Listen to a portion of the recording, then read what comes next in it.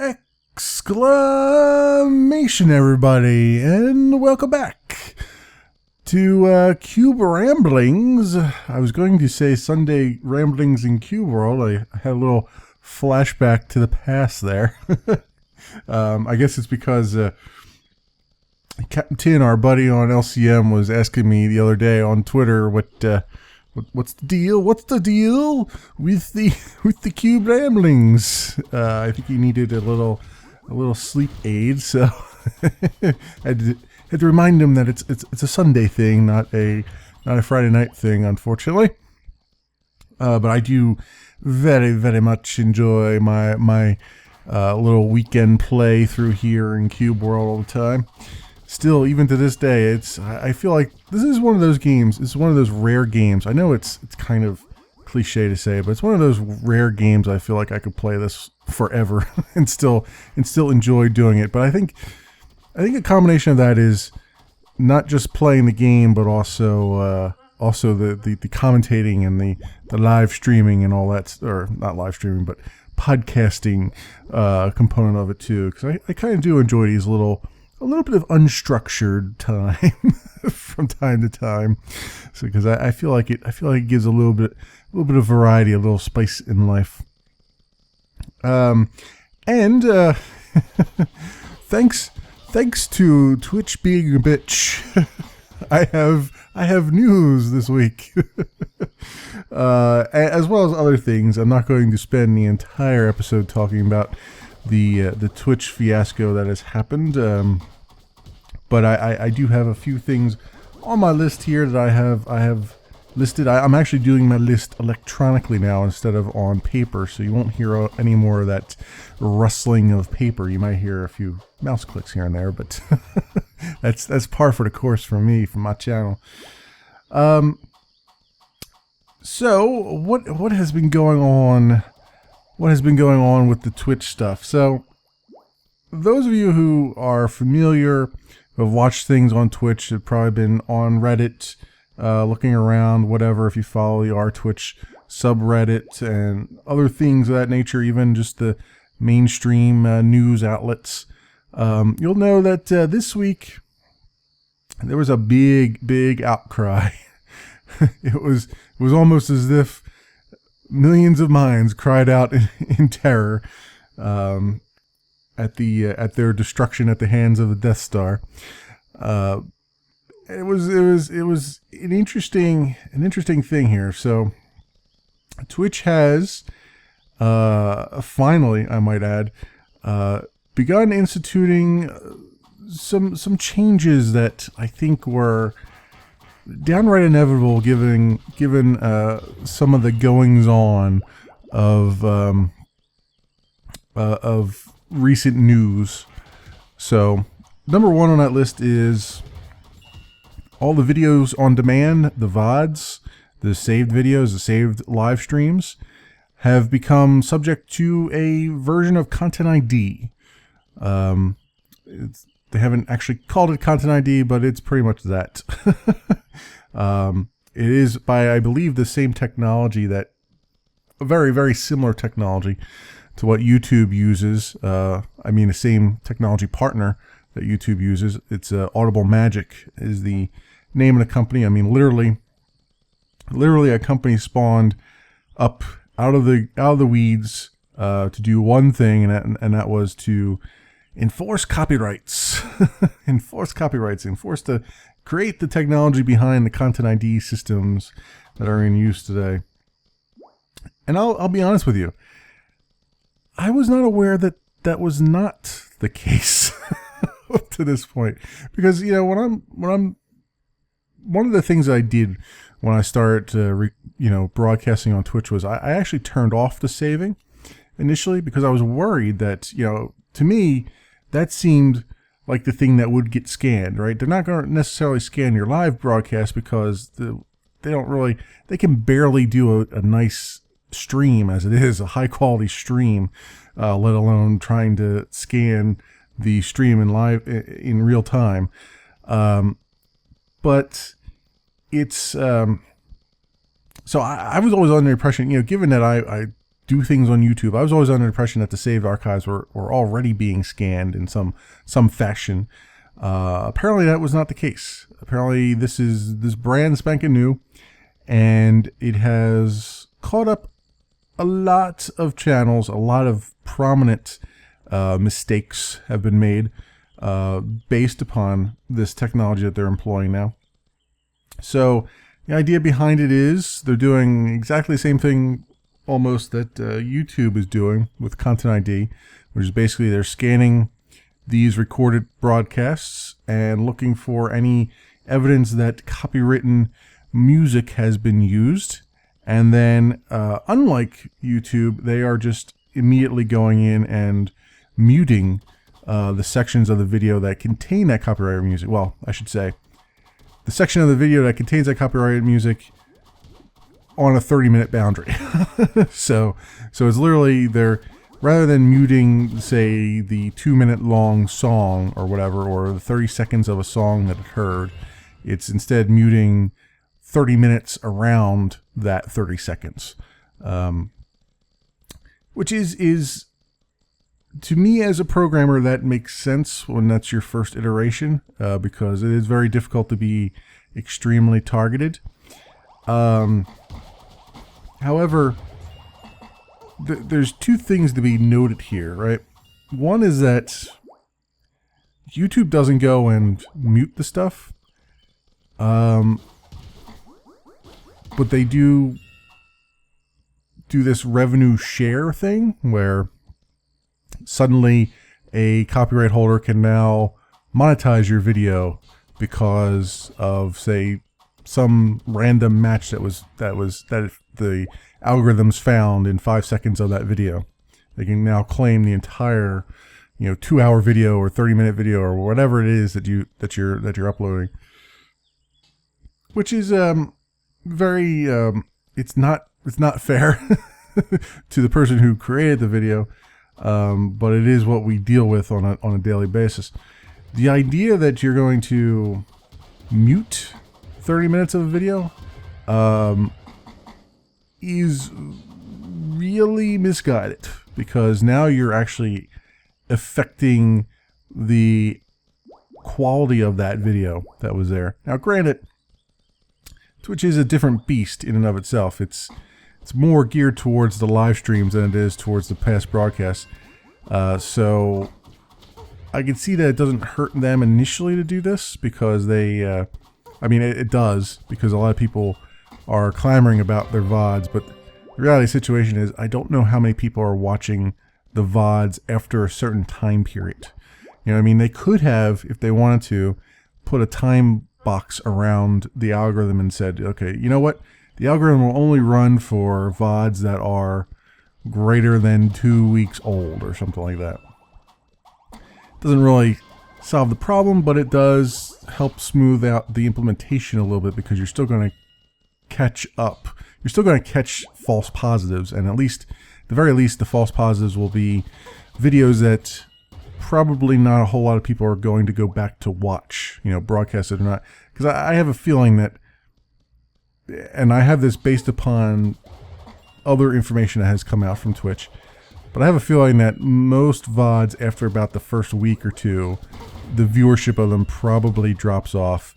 It's just those people who just missed the live broadcast and just wanted to, it's sort of like, it reminds me a lot of DVRs, the old DVRs, like TiVo and all that stuff, where it's like, hey, I can't schedule myself around TV anymore, so let me just record this real fast and then I'll just watch it as soon as I have a chance. Well, instead of that, it's actually more akin to the TiVo, where the TiVo, if I remember correctly, used to not only record the things that you told it to record, but it would, based upon what you've told it to record in the past, say, hey, here's another series, here's another show that you might like, and I'm just going to record it for you anyway and present it to you, and you can either watch it or not watch it. It's up to you. To me, that's more like, that's probably closer to the whole VOD thing that Twitch does, where it's like, you know what? We'll boldface record things if the broadcaster has requested it, and then it's there for you to look at it if you want. If not, it's gone, right? Or it's, I mean, in the case of Twitch, it was there forever, but given something else that has come out, that's forever is actually a very, very, very, very short time period in the minds of the Twitch management, apparently.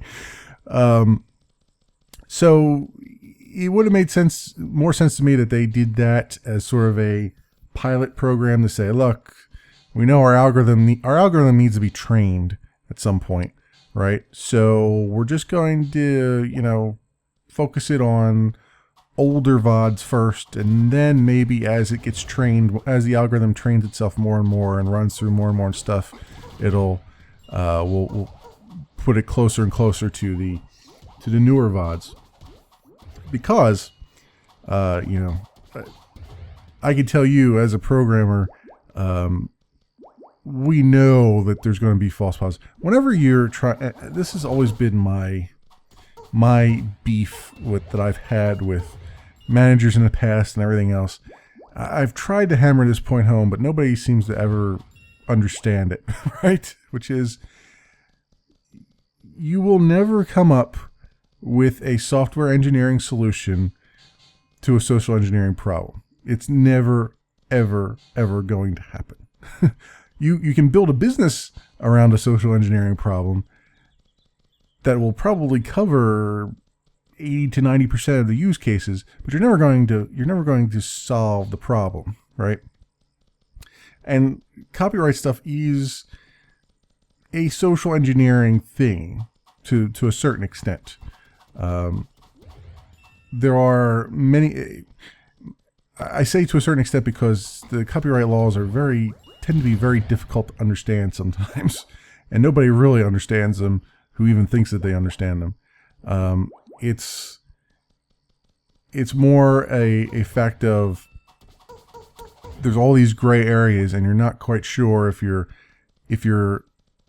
step too far in one direction or not. Let's Players are a good example of that. I'm recording footage in a game that I have not developed, but the game is reacting to my inputs, which are undoubtedly different than the inputs of someone else, right? So, in theory, even though the artwork and the audio and all that stuff is not original, the game audio anyway, my voice is original, obviously. My inputs to the game are relatively original. And the question then becomes, is that transformative enough to consider it fair use? And a lot of people make that distinction. They say, machinima is fair use. And I'm like, it's still, the jury's still out on that. That has never really been tested. And I don't think anybody who's doing YouTube or doing Twitch right now actually wants to test it.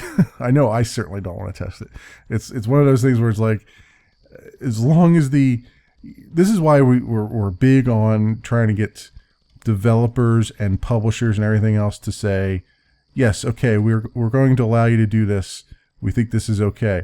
That's a big step. We've made some big strides in that, but it's something that we worry about a lot because they're the people that are really going to dictate whether or not this thing continues to be a thing, whether or not Let's Playing continues to be a thing, and doesn't get relegated to some backwater site that nobody wants to visit. I'm not saying any site offhand. I'm just saying some backwater site that nobody cares about. It'll be relegated to those outskirts, and not be as prominent or as popular, as it is now. There is some of the, putting the genie back in the bottle there, given that it's out now, but it certainly could happen. It certainly could happen. I'm sure Nintendo would love for it to happen somehow. But I think Nintendo is an outlier in that regard. I think Nintendo has far too many lawyers making that are allowed to make statements without some kind of input from the people who matter. So it was kind of funny.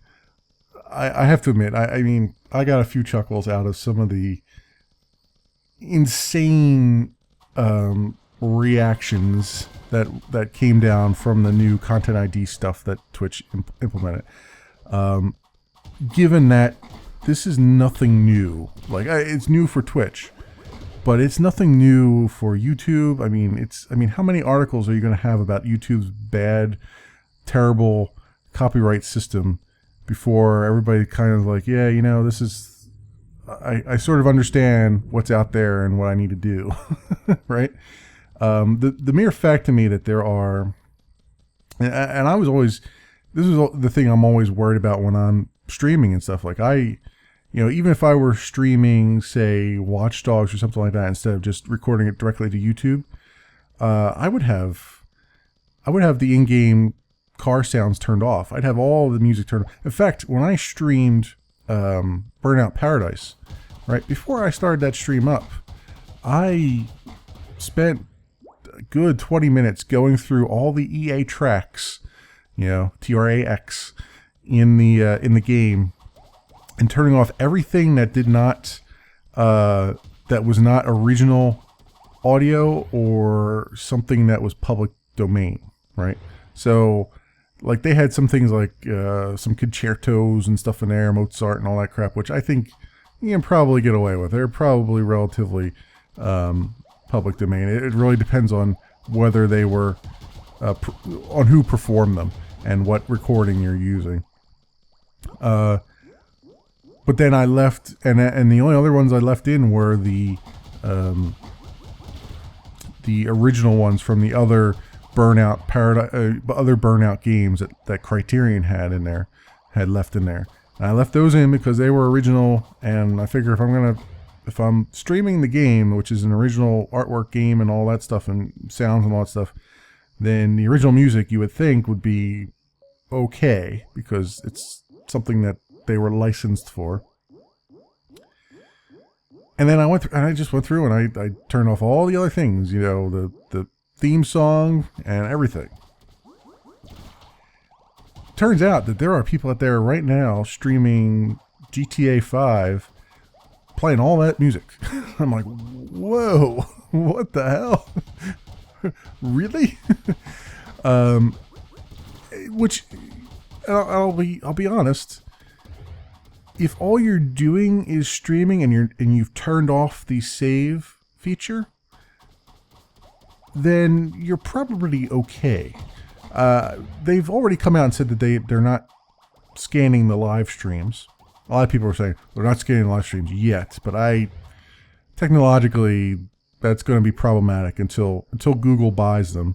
That's going to be a problematic thing.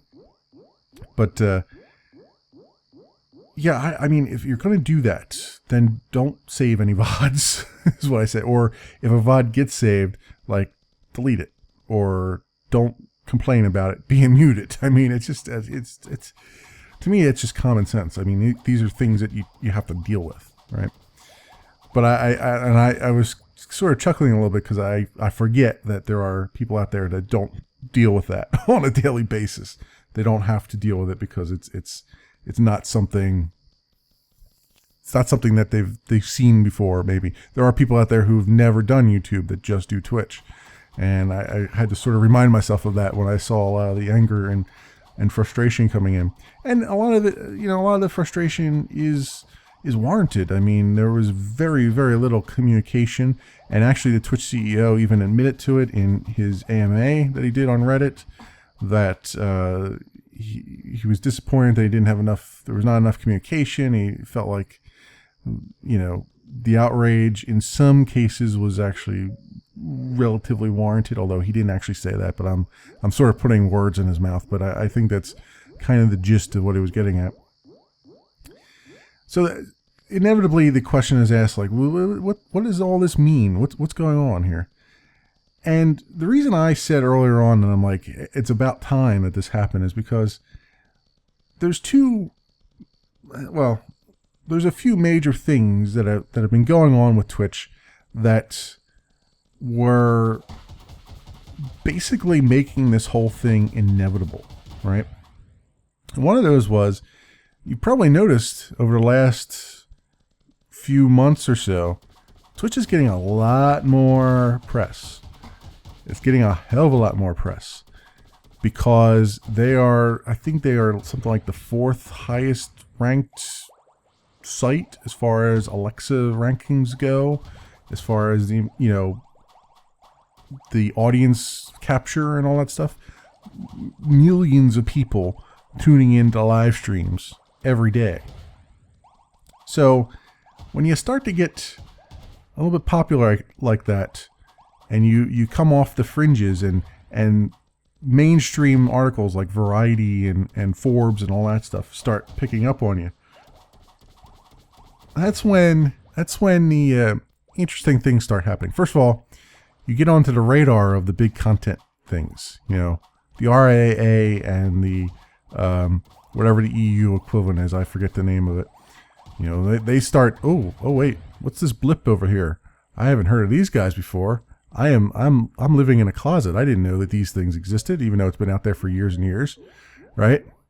So you start to get their attention, but usually they won't jump into action until they know that they can get something out of it, right? Because there's a lot of, they want to make sure that they're making money for themselves. They don't really give a shit about about the people they're representing. They want to make money for themselves.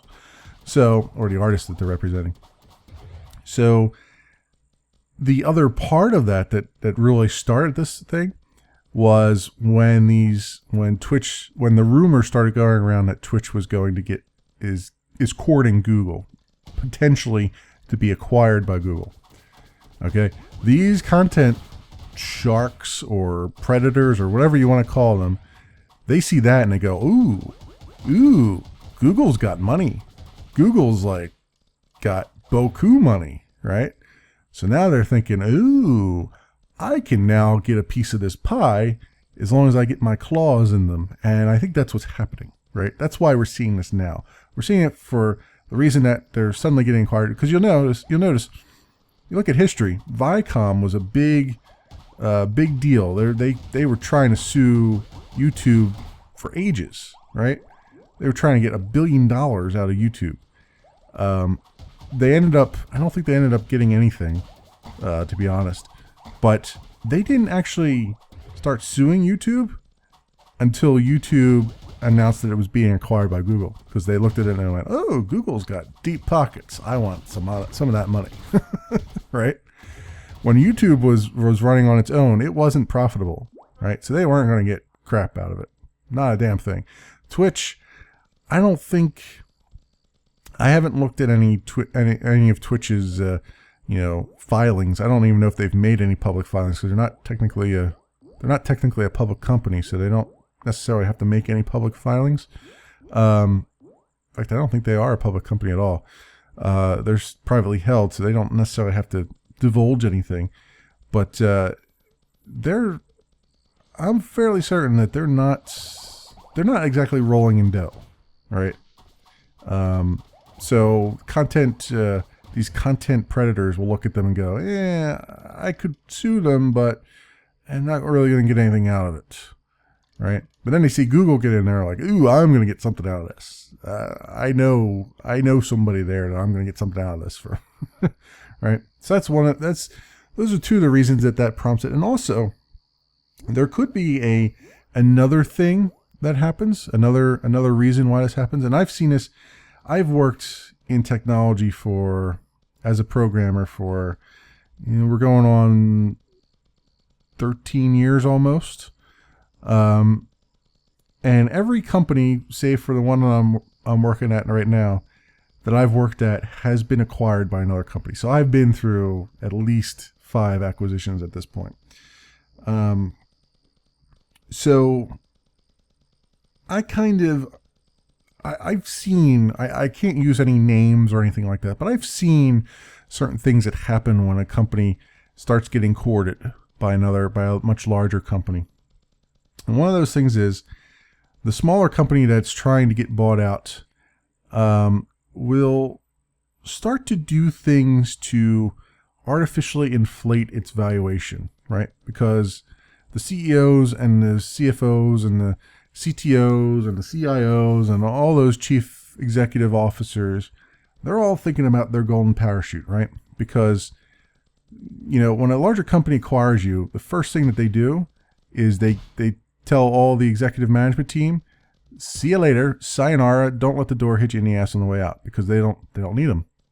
They already have their executive team that they want, and they don't need another one, right? So all those executives at that, acquired company, and there's exceptions to every rule, but for the most part, all the, if it's a wholly owned subsidiary, they might leave some of the executives there. But if it's a full-on acquisition, no, they're all getting their walking papers. So the first thing that those outgoing or soon-to-be outgoing chief executive officers are going to do, or chief officers are going to do, is try to get as much money as they can. Try to get as large a golden parachute as they possibly can afford. And to do that, they will artificially inflate their company to make it more attractive and try to drive a harder bargain, get more money out of the soon-to-be parent company. And what that means is when you're a technology company, that means that suddenly, as a programmer, you start getting these weird requests. Like, hey, I was thinking we really need a button on our website that goes to this random payment processor that you've never heard of before. And I'm thinking that we need it in the next 2 weeks. You can do that, right? To which the programmer goes, I don't know why you need this so fast, and this is going to damn near kill me to do this in the time frame that you're giving me. And then the executive goes, good, so it's going to be done, right? And the programmer rolls his eyes, grabs another pot of coffee, and ends up pulling probably 36-hour shifts just to try to get it to a point where you can roll something out. So if you're looking at the Twitch thing and you're going, how could they ever roll something out that was so broken? Boy, do I have stories for you.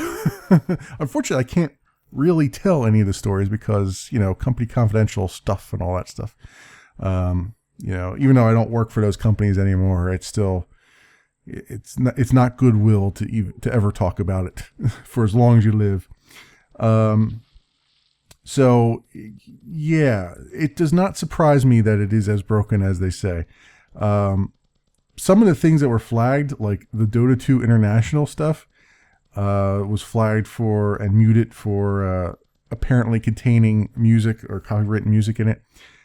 A lot of that is probably just incidental sounds. Remember, YouTube has been under fire several times for Content ID flagging videos that had bird song in them, right? Because some bird song apparently sounded like Ozzy Osbourne or something. I don't know how that's ever possible, but to an algorithm, all things are created equal until they're not, right? An algorithm is not smart enough to know that the difference between somebody clapping and a song, particularly when you can have clapping in a song, right? You can have talking in a song that is registered in the database, and then all of a sudden everything sounds like it's supposed to sound and flagged, right? Now this is the thing that's always sort of bothered me about the way the online content ID systems work is that I grew up with the way it was explained to me growing up about how fair use and copyrights and all that stuff works is that if you could take any copywritten work, copywritten music or sounds, and in theory, you can use a third of it or 30 seconds, whichever is the shorter time period. A third of it or 30 seconds. Yeah, a third of it or 30 seconds, whichever is shorter. You can use for any purpose without explicit permission. Now, that's what I was taught. Okay, that's what I was taught in college. That's what I was taught growing up. Whether or not that's actually the case or whether or not that's ever held up in court, I couldn't tell you. These are just things that professors have put in my ear and put in my head as I was doing things in college. Because you have all those ethics courses and all that stuff. Particularly as a programmer, they tend to give programmers ethics courses because writing computer code is very, very similar. I try to explain this to people, and it never really seems to sink in. Writing computer code is a lot like writing a novel, with some caveats. And some of the caveats are sometimes there is only one way to do something. And when people are copywriting algorithms and stuff, that's a no-no. I mean, algorithms are math. There shouldn't be all these software patents and all stuff. That's you're patenting math. And the government has already weighed in and said you can't patent mathematical operations. You just can't, because there's one way to do it, and that's it. That being said, an algorithm is a collection of said equations, right? So there are some variations you can make in it. Variable names being one of the main things, the structure of it, the conditionals, so on and so forth. But writing code is very much like writing a book, where and nobody seems to understand that. People are always like, why does it take so long? It's like, well, because I'm writing a damn novel. It may not look like a novel. It may only be a 5-line novel, but it took me 2 weeks to write it because those 5 lines were really freaking hard to get at. Right? Because you got to do your own research. You got to do some trial runs. You got to do a lot of drafts, like a first draft, a second draft, a third draft. You just keep on refining it until you get out on the other side what you were looking for, and everything fits into the puzzle, the larger picture. So that being said, a lot of what applies to software development or a lot of what applies to novelizations also applies to software development. When it comes to copyright and plagiarism and things of that nature. I think you kind of understand where I'm going with that. So it's. I don't even remember how I got off on that tangent. I have no memory of how I got off on that tangent. So it doesn't. The algorithms and stuff are when you rush things out the door, this kind of thing happens. And again, it comes down to you're never going to have a foolproof software engineering solution to a social engineering problem, right? So there's always going to be these caveats like, oh, well, we flagged this one improperly, we flagged that one improperly. Just because those things happen to be in the CMS, that it was checked against. And that all that being said, that sort of, to me, it doesn't surprise me that this stuff was rushed out the door, because it seems to me like some of this was also pressure from Google, or pressure to court Google. Like, we don't know yet that Google has, what the state of the negotiations between, or the talks between Twitch and Google are. But the fact that we're seeing some of these changes get rolled out really quickly and really terribly without very little communication or coordination tells me as a programmer that they're getting probably pretty close, because they're at the point where they're trying to inflate their valuation in the eyes of Google, or even sometimes the legal teams will come down and say, "Oh, no, you have your protections against these copyright holders is not sufficient. You need to do this in order for us to even consider putting money down." So sometimes there's also that pressure. I mean, I remember for one company I worked for that we had evaluated, prior to architecting the system that we were working on, we had evaluated several libraries for a particular part of the system, several programming libraries. And we decided on one, based on just its track record and how it fit into our current thoughts and current structure, and went ahead with it.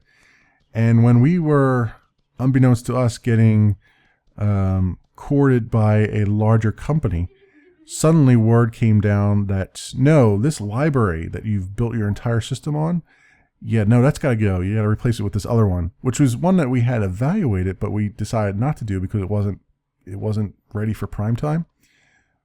But we were mandated that no, you got to rip everything out and you got to put this one in there, which made no sense and angered a lot of us. But at the end of the day, we realized that after everything was made public, we realized what was going on. Let's just say the company that had acquired us was the one that wrote the library and insisted upon it being forced into our system because they had legal controls over it.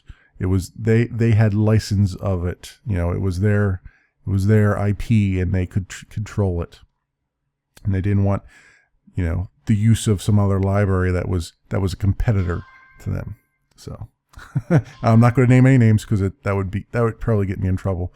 But suffice it to say, I've seen this type of thing before, and it does not surprise me how the problems and how quickly this was sort of rushed out the door. What it tells me is that there's some programmer right now who's half dead, who's been up all night writing the code for that, and is just literally the Walking Dead right now. I mean, it's. I remember the last 92-hour or so week that I pulled many years ago, and at the end of that week, I went to bed after I think it was a 36-hour straight being awake, and it was the moment of my career that I said, you know what? Either I need to find something else or this is going to kill me. Thankfully, I'm able to continue in my career because I do really enjoy programming. But I made the decision right then and there that I had to switch to another company. I had to find another job because it was my health was failing, and I mean I was constantly sick, which is not me. I'm usually pretty damn healthy, and to have a cold that hadn't gone away for 2 months was very unusual. And then to go to sleep and suddenly have a out of the blue case of sleep apnea, where you literally stop breathing in your sleep, and I end up waking up and gasping for air. I was like, yeah, you know what? That code that I spent 36 hours writing, not worth dying over. Just not worth dying over. These are the unknown, hidden things that people don't realize when they talk about programming and software development in general. They just say, "Oh, I can't believe they rolled this thing out. I can't believe this is all this broken and everything." It's like, if you see something that broken from a company that does not have that track record for making really broken stuff, that's usually a sign that there's somebody right now who is suffering pretty badly because they're at the end of their rope. They're like, you know what? You want this thing out. I have a deadline that you've forced on me that is not possible to get this thing out in. So you know what? I'm just going to give you whatever I can give you by your deadline, and you're going to deal with the with the outcry while I'm in bed sleeping. But I digress.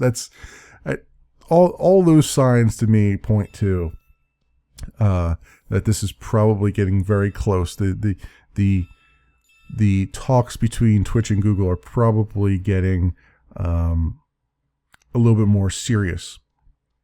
The other thing that Twitch came down with was that their VODs are no longer going to save them forever.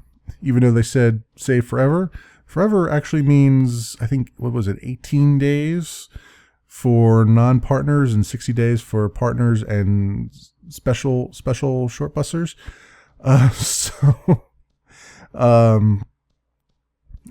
was mean. Special content providers, I should say. So that's interesting.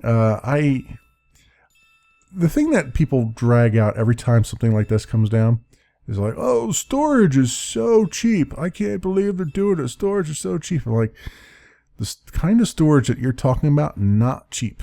You know, if I go out and buy a 1 terabyte hard drive, it's pretty cheap.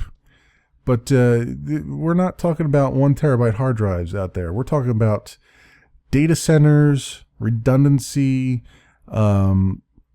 entire storage area networks, power, electricity, I was going to say, staff to staff it, high-speed internet connections between the data centers, content delivery networks to mirror the content out on the cloud so that you can get it by region, and all the software to support that. That is not cheap. Not cheap. Plus, we're talking, we're not talking 1 terabyte hard drives. We're talking, multi exabyte multi-exabyte drives that are in some sort of RAID configuration. It's quite a bunch of money, and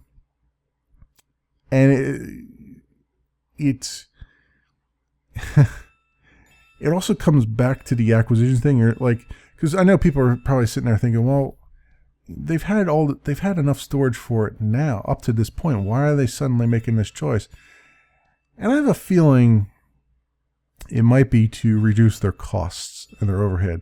I think Google's looking at their books and going, wow, you're spending a lot of money on this, and there's no views actually happening here on this content. It's just out there, taking up space. It's like, I don't know.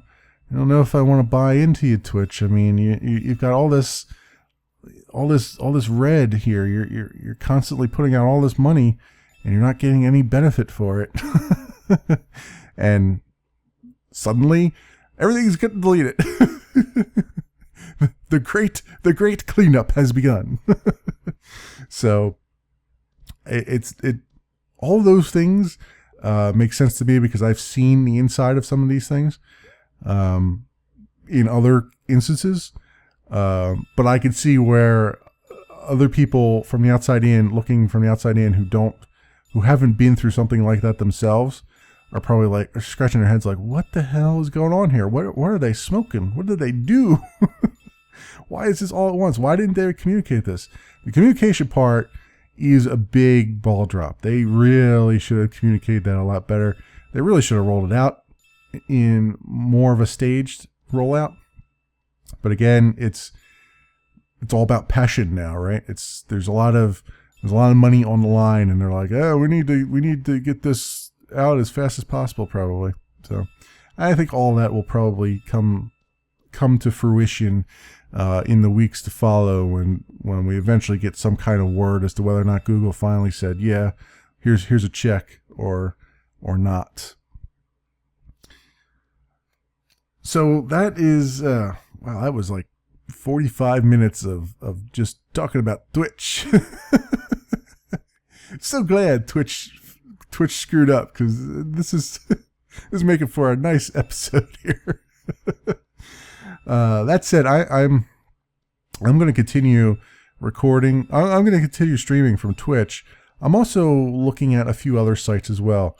I was just doing a test stream a little bit earlier on Hitbox, which is, funnily enough, they actually have a private stream option, so you can actually do a proper test without having 300 people jump in on you while you're doing it.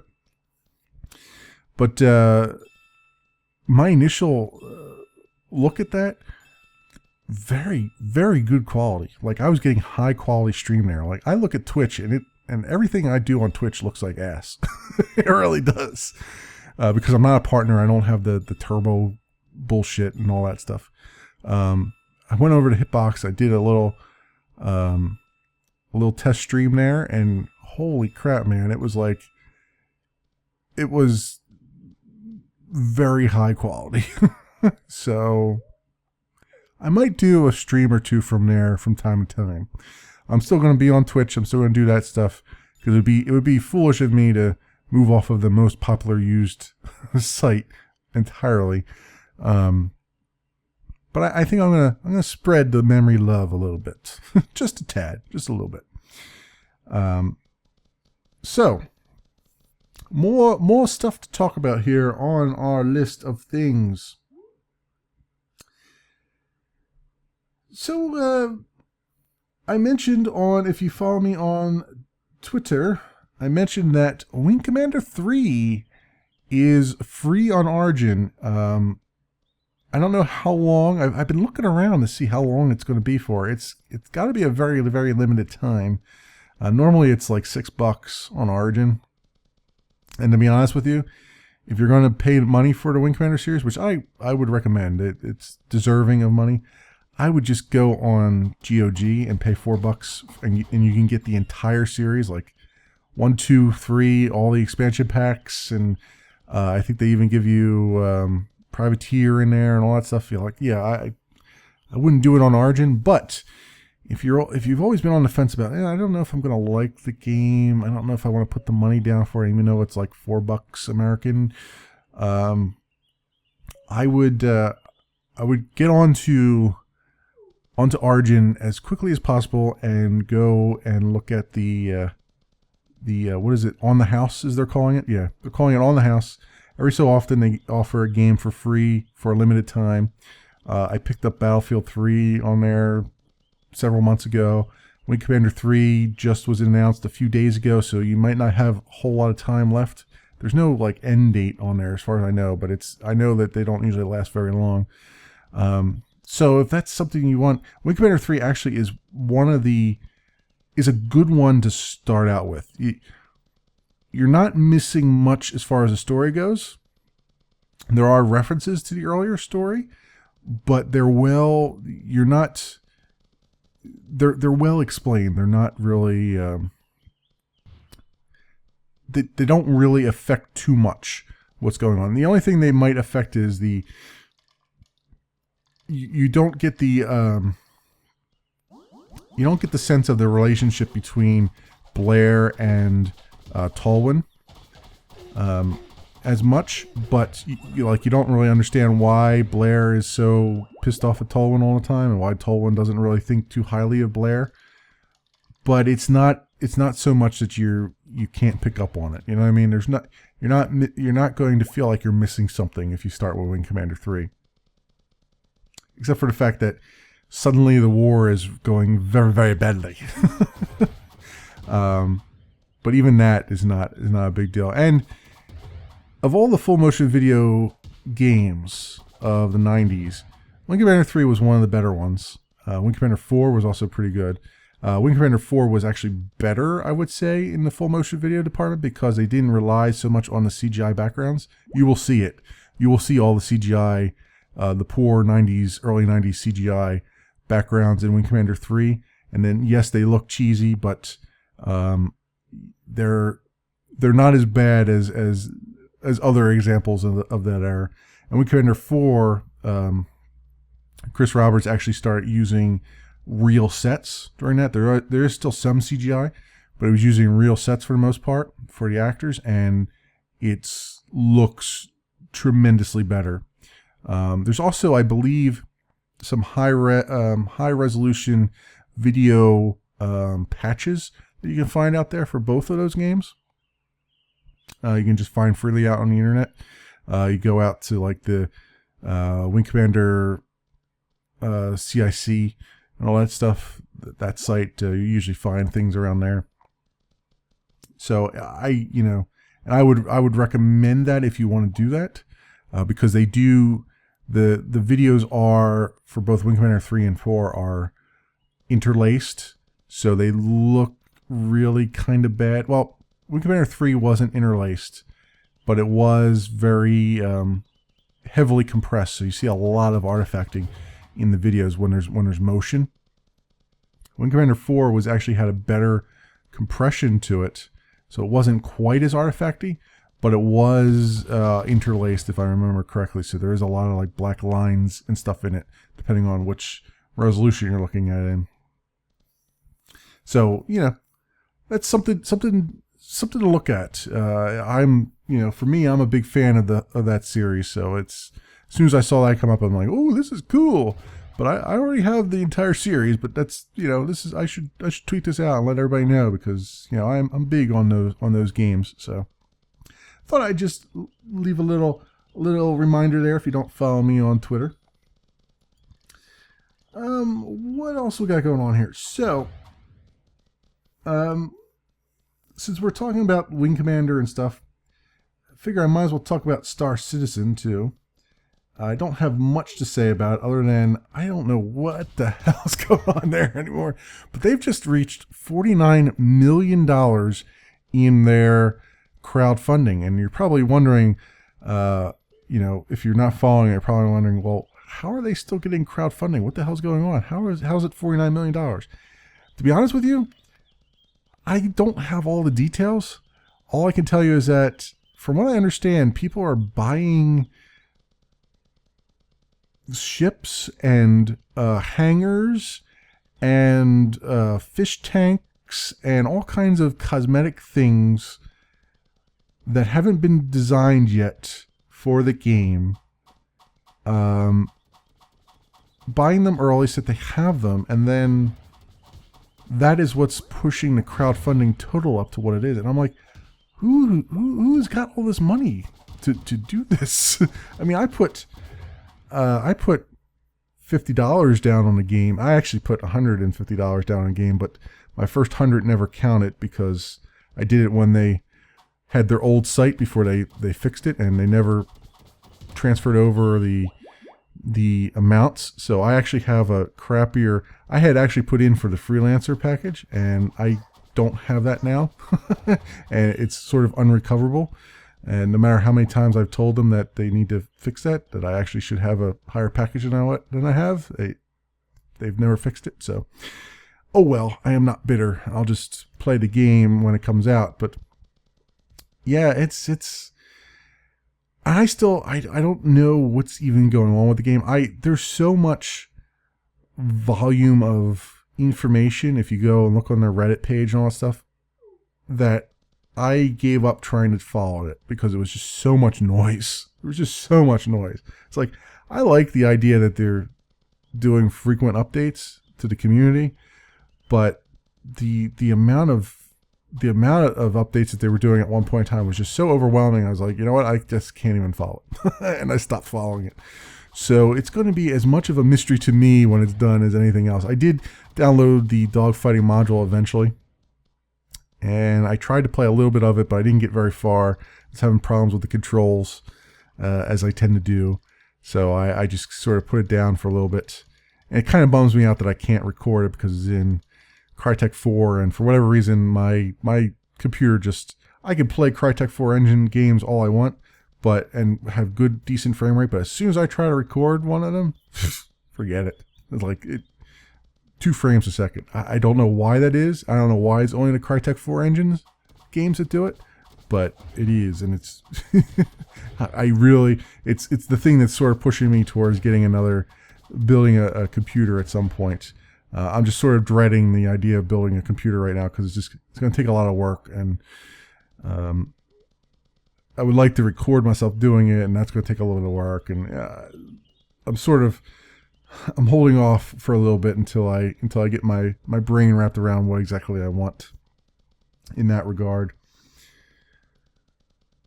And let's see, what else we got here? Oh, the New York Museum of Modern Art has a video game collection, and there was a little article about it. I'll leave a link for it. There was a little article talking about it, and it's pretty interesting to look at. They're collecting Tetris and Dwarf Fortress, and they're collecting all the different versions of it, and they're trying to keep hardware around for it. They also do a shout out to Flob, those of you who watch Farlands or Bust, which I think is really cool. It was basically, they're saying like, hey, we're preserving video games because they're art in some respects, but we also should start preserving machinima, and Let's Play is kind of part of machinima. So they're all sort of artistic almost in a certain regard. So it's really interesting to see that we're becoming, as gamers, we're actually becoming mainstream enough that like art galleries and museums are starting to take notice and be like, hey, a lot of these games, once they're gone, they're gone. We're not, we need to start preserving things, and that's really awesome. I know archive.com has tried to preserve a lot of stuff too, and they've had some mild success here and there.